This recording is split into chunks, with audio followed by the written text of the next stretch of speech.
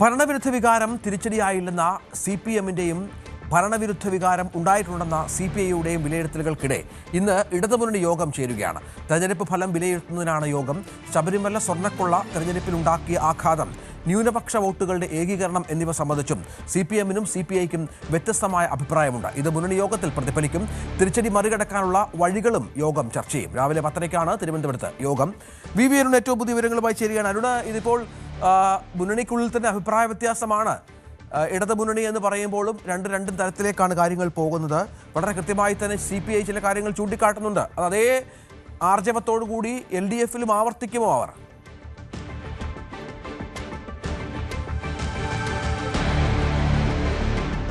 രഞ്ജിത്ത്, ഒരു കാര്യം CPM-നും CPI-ക്കും പൊതു അഭിപ്രായം, ഒറ്റ അഭിപ്രായമുള്ളത് തെരഞ്ഞെടുപ്പിൽ തോൽവി ഉണ്ടായിട്ടുണ്ട് എന്നുള്ളത് തന്നെയാണ്. കണക്കുകൾ നിരത്തുമ്പോൾ ചിലയിടങ്ങളിലൊക്കെ മേൽക്കൈയുണ്ട്, ഈ സീറ്റുകൾക്ക് അപ്പുറത്തേക്കുള്ള മേൽക്കൈയുണ്ടെന്ന ഇരു പാർട്ടികൾ അവകാശപ്പെടുമ്പോഴും തോൽവിയുണ്ട്, കനത്ത തോൽവി തന്നെ ഉണ്ടായെന്ന് ഇരു പാർട്ടികളുടെയും സംസ്ഥാന നേതൃത്വം സമ്മതിക്കുന്നുണ്ട്. എന്നാൽ പരാജയ കാരണങ്ങളെ സംബന്ധിച്ചാണ് ഇപ്പോൾ വ്യത്യസ്ത അഭിപ്രായമുള്ളത്. ഭരണവിരുദ്ധ വികാരമാണ് ഏറ്റവും പ്രധാനപ്പെട്ട കാര്യം. ഭരണവിരുദ്ധ വികാരം ഉണ്ടായിട്ടുണ്ടെന്ന കാര്യം CPM-ഉം CPI-യും വലിയ വ്യത്യസ്ത അഭിപ്രായമാണുള്ളത്. ഭരണവിരുദ്ധ വികാരം ഉണ്ടായിട്ടില്ല എന്ന വിലയിരുത്തലാണ്, പ്രാഥമിക വിലയിരുത്തലാണ്. പൂർണ്ണമായും അത് ആ നിലയിലേക്ക് CPM-ന്റെ നിലപാട് പിന്നീടെത്തുപോകുന്ന വ്യക്തമല്ല. പക്ഷെ ഇപ്പോൾ ഇന്നലെ ചേർന്ന CPM-ന്റെ സംസ്ഥാന സെക്രട്ടേറിയറ്റ് എത്തിയ വിലയിരുത്തൽ ഭരണവിരുദ്ധ വികാരം ഉണ്ടായിട്ടില്ല എന്നുള്ളതാണ്.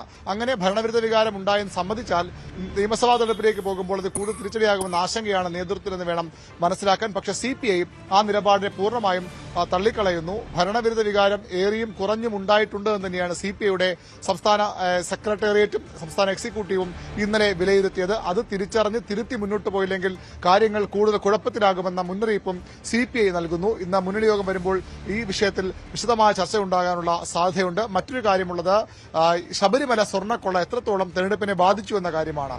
അതിലും രണ്ട് പാർട്ടികൾക്കും രണ്ട് അഭിപ്രായമാണ്. ശബരിമല സ്വർണ്ണക്കൊള്ള തെരഞ്ഞെടുപ്പിനെ ബാധിച്ചിട്ടേയില്ല എന്ന് CPM സംസ്ഥാന സെക്രട്ടറി ആവർത്തിച്ച് പറയുന്നു. അതിന് അദ്ദേഹം ചില കണക്കുകളും നിരത്തുന്നുണ്ട്. അങ്ങനെയെങ്കിൽ പന്തളം ഉൾപ്പെടെ ശബരിമല ഏറ്റവും ബന്ധപ്പെട്ട് കിടക്കുന്ന സ്ഥലങ്ങളിൽ കുളനടയും അതുമായി ബന്ധപ്പെട്ട ആ ഭാഗങ്ങളിലുമൊക്കെ എന്തുകൊണ്ട് BJP വലിയ പിന്നിലോട്ട് പോയി? ശബരിമല സ്വർണ്ണക്കൊള്ള ഏശിയിരുന്നുവെങ്കിൽ വലിയ മുന്നേറ്റം BJPക്ക് സംസ്ഥാനത്തൊട്ടാകെ ഉണ്ടാകുമായിരുന്നില്ല. തിരുവനന്തപുരത്ത് BJP നഗരഭരണം പിടിച്ചെന്ന് പറയുമ്പോഴും അവിടെ 41 സീറ്റുകളിൽ കോൺഗ്രസിന്റെ വോട്ട് 1000-ൽ താഴെയാണ്. അവിടെ കോൺഗ്രസ് വോട്ടുകൾ BJPയിലേക്ക് പോയതുകൊണ്ട് മാത്രമാണ് CPM-ന് ഭരണത്തിലേക്ക് എത്താൻ കഴിയാതിരുന്നത്. മാത്രമല്ല 6 സീറ്റുകളിൽ CPM-ന്റെ ഭൂരിപക്ഷം 2 മുതൽ അല്ലെങ്കിൽ LDF സ്ഥാനാർത്ഥി തോറ്റത് 2 മുതൽ 50 വരെ വോട്ടുകൾക്കാണ്. ആ സീറ്റുകൾ ഇടതുമുന്നണിയിലേക്ക് വരേണ്ടതായിരുന്നു. പക്ഷേ ചെറിയ വോട്ടുകൾക്ക് അവിടെ പരാജയമുണ്ടായി. അതുകൊണ്ട് തന്നെ ശബരിമല വികാരം ഏശിയിട്ടില്ല, അല്ലെങ്കിൽ ശബരിമല സ്വർണ്ണക്കൊള്ളക്കെതിരെയുള്ള വികാരം തെരഞ്ഞെടുപ്പിനെ ബാധിച്ചിട്ടില്ല. അമ്പല നഗരങ്ങളിൽ കൊടുങ്ങല്ലൂർ അടക്കമുള്ളവ ഉദാഹരണമാക്കി CPM സംസ്ഥാന സെക്രട്ടറി ഇതിനെ വാദിച്ചത് അത്തരം നഗരങ്ങളിൽ പോലും, അമ്പലങ്ങളുമായി ബന്ധപ്പെട്ട നഗരങ്ങളിൽ പോലും BJPക്ക് കാര്യമായ മുൻതൂക്കം ഉണ്ടാക്കാൻ കഴിഞ്ഞിട്ടില്ല. ഈ ഒരു പ്രചരണം ശക്തമായി ഉണ്ടായിരുന്നു ഒഴിച്ചാൽ അവിടെ കാര്യമായ തിരിച്ചടി ശബരിമല സ്വർണ്ണക്കൊള്ള ഉണ്ടാക്കിയിട്ടില്ല എന്നാണ് CPM-ന്റെ പ്രാഥമിക വിലയിരുത്തൽ. പക്ഷേ CPI തള്ളിക്കളയുന്നു. ശബരിമല ശക്തമായ ഒരു എതിർവികാരമായി തന്നെ ഉണ്ടായിരുന്നു. പ്രത്യേകിച്ചും രണ്ട് പ്രധാനപ്പെട്ട CPM-ന്റെ നേതാക്കൾ, ഒരാൾ നേതൃത്വത്തിൽ അത്ര ഉയർന്ന പദവി അല്ലെങ്കിൽ പോലും N. വാസു ഉദ്യോഗസ്ഥ തലത്തിൽ ഭരണതലത്തിലൊക്കെ CPI വളരെ വേണ്ടപ്പെട്ട ഉന്നത പദവികൾ നൽകിയ ആളായിരുന്നു. അതിനുമപ്പുറത്തേക്ക് A. പത്മകുമാർ എന്ന CPM-ന്റെ പത്തനംതിട്ട ജില്ലാ കമ്മിറ്റി അംഗം ഈ ജയിലിലായിട്ടും പുറത്താക്കാൻ CPM നടപടിയെടുത്തിട്ടില്ല. അത് ഇന്നും ഇന്നലെയും M. ഗോവിന്ദൻ പറഞ്ഞത് കുറ്റപത്രം വരാതെ നടപടി എടുക്കില്ല എന്ന നിലപാട് ആവർത്തിക്കുകയാണ്. അത്തരം വിഷയങ്ങളൊക്കെ തെരഞ്ഞെടുപ്പിൽ തിരിച്ചടിച്ചിട്ടുണ്ട്. അത് വിശദമായി പരിശോധിക്കണമെന്ന ആവശ്യമാണ് CPI-യുടെ ഭാഗത്തുനിന്ന് ഉണ്ടാവുന്നത്. മറ്റൊന്ന് ന്യൂനപക്ഷ വോട്ടുകളുടെ ഏകീകരണമാണ്. UDF-ന് അനുകൂലമായി ന്യൂനപക്ഷ വോട്ടുകൾ ഏകീകരിച്ചു എന്ന് CPI കാണുന്നു. അത് കഴിഞ്ഞ ലോക്സഭാ തെരഞ്ഞെടുപ്പ് മുതൽ ന്യൂനപക്ഷങ്ങൾ വലത്തേക്ക് പൂർണ്ണമായും ചായുന്നു. ഇടതുപക്ഷത്തേക്ക് അടുത്തുകൊണ്ടിരുന്ന ന്യൂനപക്ഷ വിഭാഗങ്ങൾ പോലും UDF-നെ വിശ്വസിക്കുന്നു എന്ന ഒരു കണക്ക് നേരത്തെ CPM കണ്ടതാണ്. അതിനുശേഷമാണ് CPM അവരുടെ രാഷ്ട്രീയ തന്ത്രത്തിൽ തന്നെ മാറ്റം വരുത്തിയത്.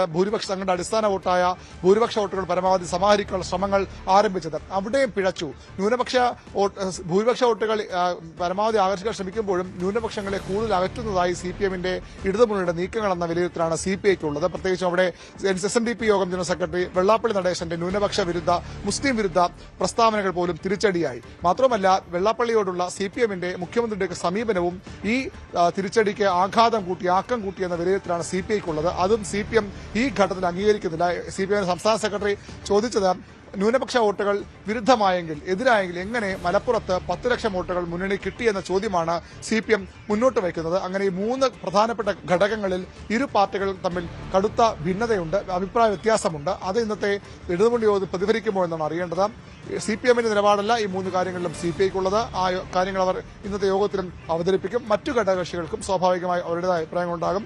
ശബരിമല അടക്കമുള്ളവ തിരിച്ചടിയായെന്ന സൂചനകൾ തന്നെയാണ് ജനതാ പാർട്ടികൾക്കടക്കമുള്ളത്. MV ശ്രേംസ്കുമാറൊക്കെ നേരത്തെ ഈ ശബരിമലയെ ബന്ധപ്പെട്ട സ്വർണ്ണക്കുളയെ ബന്ധപ്പെട്ട ഒരു പാരഡി ഗാനം വിഷ്ണുനാഥ് പാടിയതൊക്കെ സാമൂഹ്യ മാധ്യമങ്ങളിൽ പങ്കുവച്ചൊക്കെ നേരത്തെ അത് വലിയ ചർച്ചയായതാണ്. അങ്ങനെ ആ പാർട്ടികൾക്കും വ്യത്യസ്ത അഭിപ്രായം ഉണ്ടാകാം. അത്തരം കാര്യങ്ങൾ യോഗം ചർച്ച ചെയ്യും. എങ്ങനെ ഈ തിരിച്ചടിയിൽ നിന്ന് മാസങ്ങൾക്കപ്പുറം നിയമസഭാ തെരഞ്ഞെടുപ്പ് വരാനിരിക്കുന്നു. വളരെ ചുരുങ്ങിയ സമയമാണുള്ളത്. ഇത് തിരുത്താൻ ഉള്ള സമയം വളരെ കുറവാണ് ഇടതുമുന്നണിക്ക്. അതിനുള്ളിൽ തിരുത്തി പ്രശ്നങ്ങൾ പരിഹരിച്ച് മുന്നോട്ട് പോകുക എന്ന വലിയ വെല്ലുവിളിയാണ് ഇടതുമുന്നണിക്ക് മുന്നിലുള്ളത്. അതിന്റെ ഏറ്റവും പ്രധാനപ്പെട്ട ഒരു നിർണായകമായ യോഗമാണെന്ന് ചേരാൻ പോകുന്നത്. ഇതിനിടെ മുന്നണി മാറ്റ ചർച്ചകളുമൊക്കെ സജീവമാണ്.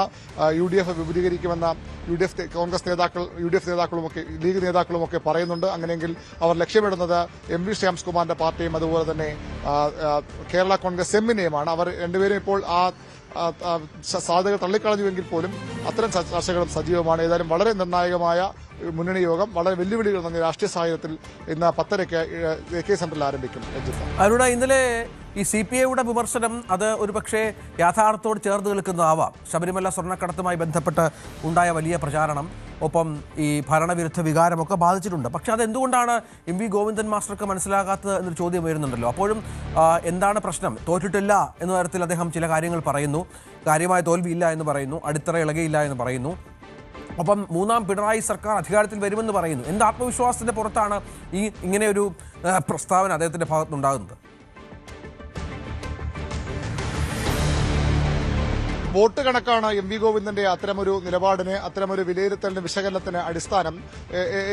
58 നിയമസഭാ സീറ്റുകളിൽ 58 എന്നത് ഇന്നലെ ഒരു മാധ്യമം പ്രസിദ്ധീകരിച്ചാണ്. പക്ഷേ CPMന്റെ കണക്കിൽ അത് അല്പം കൂടി മുകളിലേക്ക് പോകും. 58 ആണെങ്കിൽ പോലും ഇത് വലിയൊരു തിരിച്ചടിയാണോ എന്നാണ് MV ഗോവിന്ദൻ ചോദിക്കുന്നത്. മാത്രമല്ല, ഈ തിരുവനന്തപുരം ജില്ലയുടെ ഒരു കണക്കെടുത്ത് തിരുവനന്തപുരത്ത് വലിയ തിരിച്ചടി ഏറ്റുവെന്ന് കണക്കാക്കുകയാണ്. അവിടെ എടുത്താൽ തന്നെ 10 നിയമസഭാ മണ്ഡലങ്ങളിൽ ഇപ്പോഴും ഇടതുമുന്നണിക്ക് വ്യക്തമായ മേൽക്കൈയുണ്ട്. 2 നിയമസഭാ മണ്ഡലങ്ങൾ ആണ് കോൺഗ്രസ്. നേരത്തെ 1 അവർക്കുണ്ടായിരുന്നത്. ഒരു മണ്ഡലത്തിൽ കൂടി അവർ മുന്നിൽ വന്നു. അങ്ങനെ 2, 10, 2, 2 എന്നുള്ളതാണ്. BJPക്കും 2 നിയമസഭാ മണ്ഡലം, മറ്റൂർക്കാവ് നിയമത്തും അവർക്ക് മുൻകൈയുണ്ട്. അങ്ങനെ 14 നിയമസഭാ മണ്ഡലം തിരുവനന്തപുരത്ത് മാത്രം എടുത്താൽ 10 ഇപ്പോഴും ഇടതുമുന്നണിയുണ്ട്. അതിനുമപ്പുറത്തേക്ക് ഈ ജില്ലാ പഞ്ചായത്തുകളാണ്. ജില്ലാ പഞ്ചായത്തുകളിലേക്ക് വോട്ടെടുപ്പാണ് രാഷ്ട്രീയമായി ജനങ്ങൾ വോട്ട് ചെയ്യുന്നതെന്നാണ് CPMന്റെ അഭിപ്രായം. ഏറെക്കുറെ ശരിയുമാണ്. മറ്റൊക്കെ പ്രാദേശിക വിഷയങ്ങൾക്കാണ് കൂടുതൽ പരിഗണന ഈ ഗ്രാമപഞ്ചായത്ത് വാർഡുകളിലും നഗരസഭാ വാർഡുകളിലൊക്കെ ഉണ്ടാകാൻ പോകുന്നത്. അങ്ങനെ വരുമ്പോഴും ആ ജില്ലാ പഞ്ചായത്ത് കണക്ക് നോക്കുമ്പോഴും വലിയൊരു മുൻകൈ ഇപ്പോഴും ഇടതുമുന്നണിക്കുണ്ട്. തിരുവനന്തപുരത്തെ കോർപ്പറേഷൻ നഗരസഭയിൽ വലിയൊരു മുന്നേറ്റം BJP ഉണ്ടാക്കുമ്പോഴും അവിടെ വോട്ടുകളുടെ എണ്ണത്തിൽ CPM ആണ്, ഇടതുമുന്നണിയാണ് മുന്നിൽ. 2ാമത് BJP, 3ാമത് കോൺഗ്രസുമാണ് തിരുവനന്തപുരം നഗരസഭയിലെ വോട്ട് കണക്കിൽ. അത്തരം കണക്കുകളാണ് ഇപ്പോൾ CPM ഒരു ആശ്വാസം എന്ന നിലയിൽ CPM നേതൃത്വം പറയുന്നത്. കണക്കുകൾ നോക്കുമ്പോൾ, വോട്ട് കണക്ക് നോക്കുമ്പോൾ, ജില്ലാ പഞ്ചായത്തുകളിലെ രാഷ്ട്രീയ സ്വഭാവം നോക്കുമ്പോൾ, അവിടെ വോട്ടിംഗ് പാറ്റേൺ നോക്കുമ്പോൾ ഇടതുമുന്നണിക്ക് കാര്യമായ തിരിച്ചടി ഉണ്ടായിട്ടില്ല.